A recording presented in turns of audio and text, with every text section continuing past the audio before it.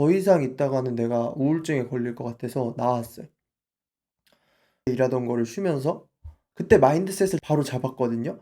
그래서 지금까지 효과를 보고 있는, 그리고 아마 앞으로도 살면서까지 계속 사용할 것 같은 그런 스트레스 관리법에 대해서 얘기를 좀 해 보려고 합니다. 안녕하세요. 고얀 식당입니다. 하이. 최근에 계속 요즘 이슈 관련된 얘기들을 많이 한 것 같아서 초창기 영상 느낌으로 준비를 해 봤습니다.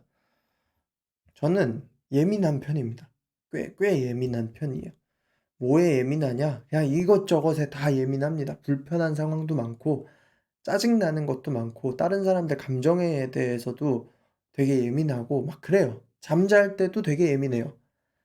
어느 정도냐면 전 초침 소리가 나는 시계를 못 써요. 손목 시계도. 같은 방 안에 자는데 초침 소리가 나는 손목 시계가 있으면 잠을 못 자요, 시끄러워서.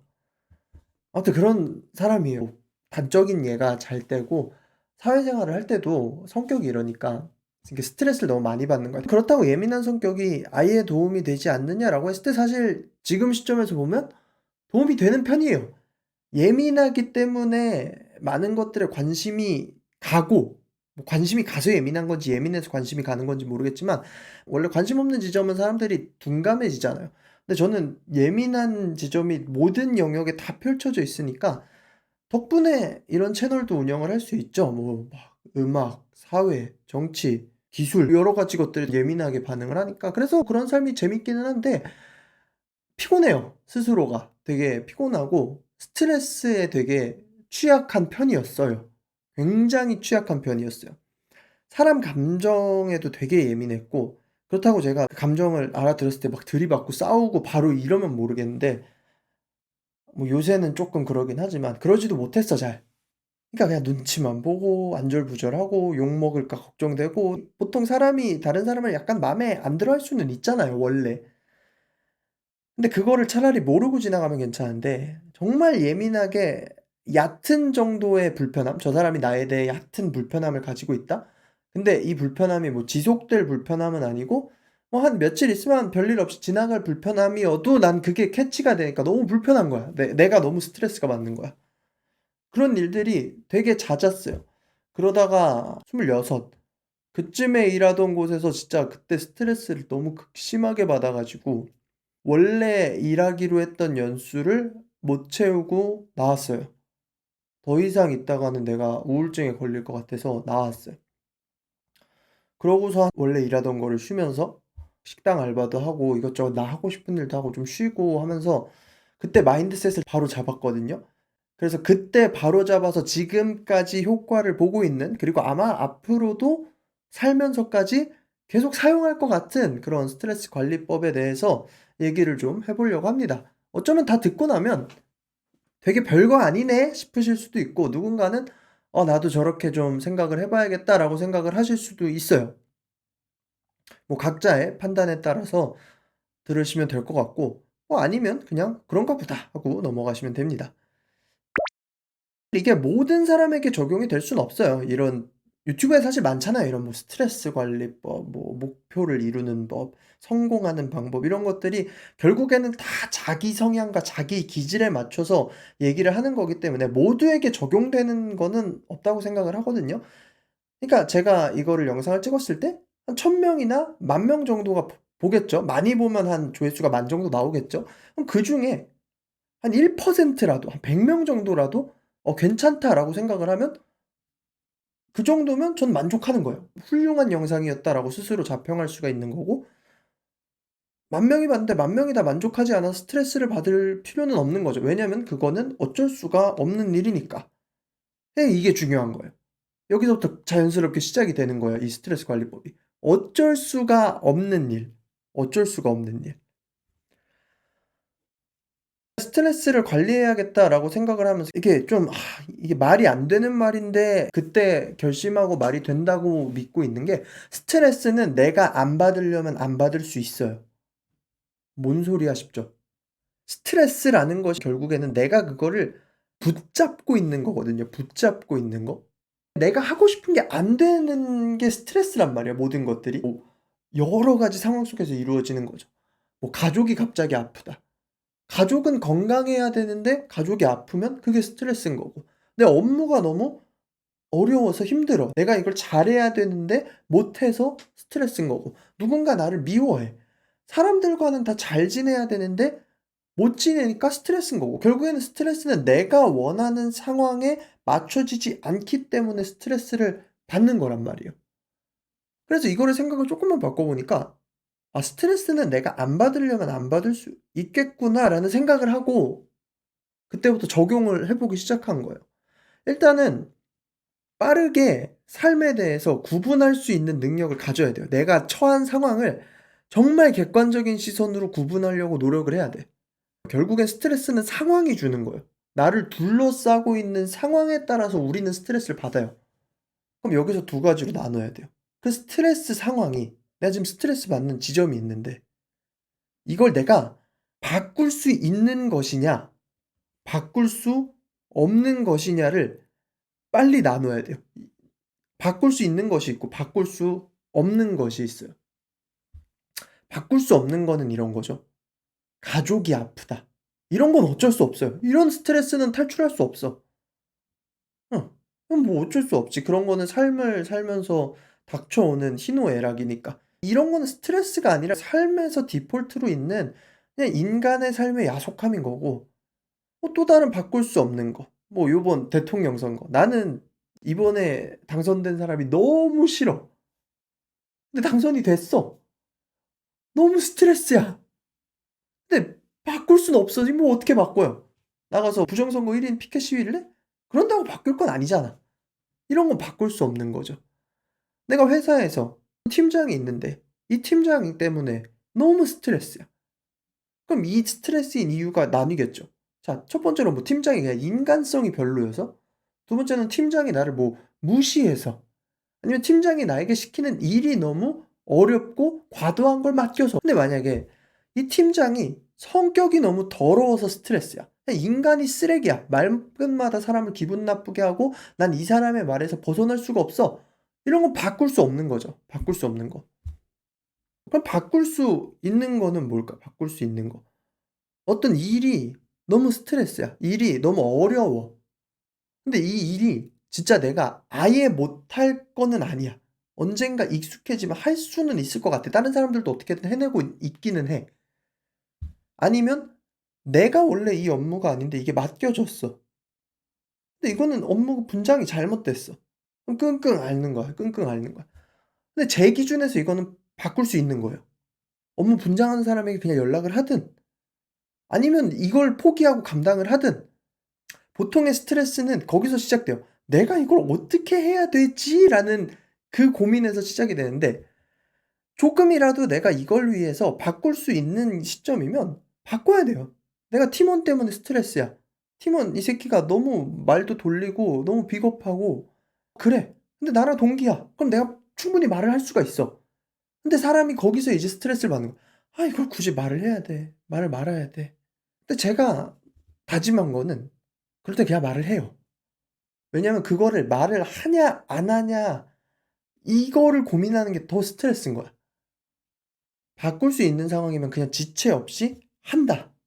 웬만하면.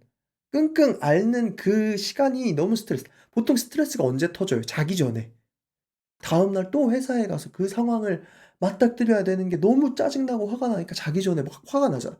그렇다고 이제 자기 전에 그 사람한테 전화를 하면 안 되고 스트레스 상황에서 어느 정도 참다가 도저히 안 되겠으면 그냥 빨리 해결을 위해서 움직이는 게 낫다라는 게 일단 제가 지금 가지고 있는 생각이에요. 자 그러면 바꿀 수 없는 상황이면 아까 말했듯이 팀장이 성격이 너무 안 좋다거나 내가 가서 "팀장님 성격 바꾸십시오."라고 할 수는 없잖아. 여기서 이제 가늠을 하는 거예요. 바꿀 수 없는 상황이라면 둘 중 하나죠. 견디든가 견디지 못해서 나가든가 둘 중 하나인 거야. 견디려면 견딜 수 있는 이유를 찾아야겠죠. 이 스트레스 상황보다 이거를 견뎠을 때 나한테 돌아오는 이득이 더 커야지 내가 견딜 수가 있는 것이잖아. 그럼 이 견딜 수 있는 이유에는 여러 가지 동기가 있을 거예요. 뭐 누군가는 나의 발전을 위해서 내가 이곳에 있는 게 아무리 이 거지 같은 팀장과 이 거지 같은 일일지라도 나의 꿈을 이루는데 내 인생의 목적을 이루는데 이곳에 속해 있는 게 맞아 지금은. 발전이 되기 위해서 내 장기적 성장에 도움이 되기 위해서 이곳에서 이 스트레스를 견뎌야 돼. 이거를 쉽게 말하면 배울 게 있어 이곳에서. 배울 것이 있으면 참아야 돼요 거기서부터는. 참는다고 마음을 먹는 순간 마음속에 결정이 서면 저는 스트레스가 훅 떨어지더라고요 스트레스 지수가. 물론 짜증나고 화나죠. 막 '아 가기 싫다.' 이 생각이 들 수 있어도 막 뒤지게 싫진 않더라고. 얻어갈 것이 있다? 오케이. 그럼 참아야지. 뭐 어차피 모든 발전은 스트레스 상황에서 오니까. 그건 뭐 어쩔 수 없는 거야. 자 배울 것이 있으면 참는 거야. 자 두 번째로는 못 도망가는 곳이 있어요. 아예 못 도망가는 곳.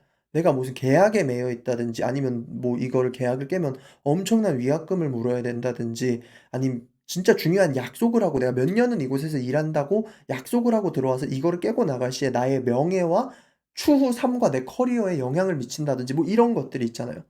그러면 어쩔 수 없어요. 그럼 포기를 해야 돼요. 결국에 스트레스 상황이라는 거는 아까 말했잖아요. 내가 원하는 대로 되지 않아서 스트레스를 받는 거잖아. 내가 그 상황에 내가 그 업무에 돌입할 때 내가 생각하던 것과 이 업무가 다르기 때문인 거잖아요. 근데 어쩔 수 없어. 내가 이미 매였어. 그럼 여기선 선택을 하는 거예요. 앞으로 2 년, 3년 동안 계속 스트레스를 받으면서 일을 할 건지 아니면 여기서 뭘 배울지를 찾을지. 제가 이거를 20대 초반 청년들한테 얘기를 자주 합니다. 특히 남자애들, 군대 가는 애들한테. 군대는 어차피 못 바꿔요. 뭐 그곳이 내가 가서 엄청나게 합리적으로 바뀔 수도 없고 막 쓸모 있는 것을 배울 수 있는 곳도 아니야. 근데 그나마 어차피 그곳에서 할 거라면 마인드를 그냥 고쳐 먹고 가는 게 나아. 그냥 그곳에서 뭘 배울 수 있다. 이게 그러니까 좀 한 끗 차이인데 누군가 가서 "야 군대 그것도 배울 곳이 있어."라고 얘기하는 건 빡치죠. 그거는 화가 나는데 다 알아. 배울 거 없는 것도 알고 쓸모없을 수도 있어. 아무 의미 없을 수도 있고 몸만 다칠 수도 있어. 근데 어차피 못 바꾸는 상황이면 악착같이 그 안에서 뭔가를 배워오는 게 삶의 이득이 된다. 이 마인드셋은 저는 괜찮게 먹히더라고요. 그리고 많은 청년들이 제가 말해 준 거에 대해서 굉장히 설득이 되고 도움을 많이 받았어요. 저도 마찬가지입니다. 그래서 몇 년간 진짜 하기 싫은 일을 할 때 이 생각을 하면서 견뎠어요. '어차피 못 나간다. 어차피 못 바꾼다. 그러면 이곳에서 내가 배워야 할 것은 무엇인가?' 이렇게 마인드를 바꾸게 되면 스트레스가 훅 줄어요. 왜냐? 비록 하기 싫은 일이지만 강제로 설정을 하는 거지. 배울 게 있다고. 그러면 이게 쓸모없는 시간에서 내가 이거를 쓸모 있는 시간으로 바꿔 버리면 이건 쓸모 있는 시간이 되는 거야. 이 마인드셋의 문제인 거예요 결국에는. 근데 이제 이걸 다 제껴 다 이거를 해 봤어. 바꿀 수 있는가 바꿀 수 없는가 바꿀 수 없다. 바꿀 수 없는 것이면 내가 참는 게 장기적 성장에 도움이 되는가 도움이 되지 않는가? 이건 도움이 되지 않는다. 그리고 내가 여기에 강제로 매여야 되는가? 아니면 강제로 매이지 않아도 되는가? 강제로 매이지 않아도 된다까지 결론이 내려졌어. 그러면 그냥 빨리 도망가세요. 그게 나아요. 그게 나아요. 모든 상황에서 다 노야. 바꿀 수도 없고 배울 것도 없고 장기적 성장에 도움도 안 되고 내가 지금 당장 나간다고 내 삶에 크게 영향도 안 끼쳐져? 그럼 그냥 도망가세요. 특히나 제가 이거는 20대 친구들한테 자주 얘기하는 거예요. 뭐 만약에 이 조언을 듣고 그런 생각을 하실 수도 있어요. '그러니까 요즘 젊은 애들이 시도 때도 없이 빨리 포기하는 거 아니냐.' 막 이런 생각을 하실 수도 있는데 애초에 뭐 그냥 일 나가서 어디든지 한두 달 하다 그만두는 그런 분들은 어차피 무슨 좋은 말을 해도 자기 뜻대로 받아들여요. 제가 지금 얘기하는 거는 필요하신 분들이 있을 것 같아서 얘기를 하는 거예요. 보통 제가 이걸 얘기하는 분들의 특징은 버텨요. 보통 버티는 사람들이에요. 다 아니어도 내가 가지고 있는 책임감과 내가 가지고 있는 사회적 위신과 남들에 대한 눈치와 미안함과 이런 것 때문에 모든 게 노임에도 불구하고 버티는 친구들이 있어요. 근데 저는 그 친구들한테는 얘기를 해 주고 싶어요. 도망가도 돼요. 도망이 아니야 그거는. 그만해도 돼 굳이. 너가 아니어도 누군가 해요 그거를. 거기서 그만두는 게 윤리적으로 잘못된 것도 아니고 나가서 너의 삶을 열심히 살면 그거는 누구도 너를 탓할 수가 없는 거야. 나가도 되는 거예요. 이렇게 생각을 정리를 하니까 저도 사회적 스트레스 궤복치라고 생각했던 사람이 사회생활에서는 크게 스트레스 안 받고 살고 있습니다. 여기서 이제 부가적으로 몇 개를 더 얘기한다면 이렇게 도망가기 위해서 필요한 게 대비예요, 대비. 금전적 대비.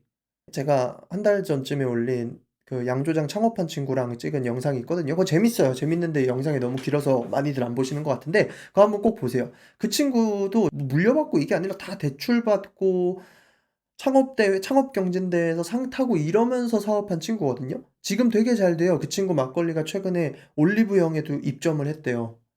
정말 잘 되고 있거든요. 근데 그 친구가 늘 얘기한 게 그거였어요. "리스크를 짊어질 수 있을 만큼만 사업을 하면 딱히 무서울 게 없다." 뭐 갑자기 진짜 '이건 대박이 날 거야.' 하고 제3금융권에서 모든 걸 땡겨서 몇십억을 투자받고 이런 게 아니면 사업하는 게 별로 무서울 게 없다. 제가 말하는 것도 마찬가지인 거예요. 어느 정도의 리스크를 감당하고 이 리스크를 좀 대비할 수 있는 저축을 해 놓는다든가 아니면 주식 투자라도 좀 해 놓는다든가 비트코인이라도 꾸준히 사 놓는다든가 단타를 치고 이런 게 아니라 그런 거를 해 놔야 되는 이유가 단순히 뭐 나중에 일확천금을 벌기 위해서 이런 게 아니라 적어도 내 삶에서 정말 예기치 못한 후진을 할 상황이 온다면 그 후진을 위한 연료 정도는 남겨 놔야 된다는 거예요. 잠깐 쉬어 가도 몇 달 정도는 먹고 살 정도는 무조건 남겨 놔야 된다는 거야. 그래서 그게 필요하고 두 번째로는 이게 스트레스 관리법임과 동시에 삶을 살아가는 방식이 되더라고요. 며칠 전에 정치 글이 아니었는데 글을 올렸거든요. 그냥 제 유튜브 채널 게시물 들어가시면 글이 보이는데 전 되게 별 내용 아니라고 생각을 했거든요. 1번 안 찍으셨는데 너무 스트레스 받는다면 뭐 어쩔 수 있냐. 잘하도록 일단은 응원해 주고 안 되면 그때 뒤지게 욕하면 되지. 벌써부터 막 스트레스 받고 그럴 필요가 있나. 한 6 개월 정도는 신경 끄고 살아보자라는 생각이었는데 거기서 또 화난 분들의 몇몇 댓글들이 있었어요. 또 다시 민주당 지지자로 생각을 하시는 건지 어 어쩔 수가 없어서 그런 거거든요. 뭐 어떡하겠어요. 뭐 할 수 있는 게 없잖아요. 할 수 있는 게 없으면 내가 할 수 있는 일에 집중을 해야 돼요. 내가 할 수 없는 일에 집중을 하면 내 삶을 내 스스로 지옥으로 끌고 들어가는 거예요. 내가 할 수 있는 일에 집중을 해야 돼요. '아 대통령이 마음에 안 들어.' 그러면 할 수 있는 일에 집중을 해요. 진짜 너무 마음에 안 들면 이민 준비를 하세요. 영어 공부를 하고 기술을 배워서 이민 준비를 하세요. 진짜 너무 마음에 안 들면.